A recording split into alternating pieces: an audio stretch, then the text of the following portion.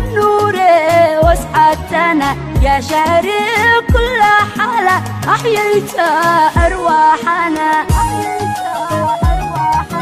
في جياتك ارتياح لروحنا ونشرح يلا ناوي الصيام اكتب لنا أجرنا يا أجري يا مغفره من ربنا نشكره صومك كثير لنا رحم لنا وافره يا ربي تقبل جميع أعمالي من جهدنا بارك لنا شهرنا من أول الآخرة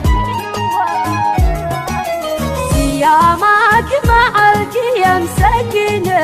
روح وسلام ونقرا بك القرآن آياته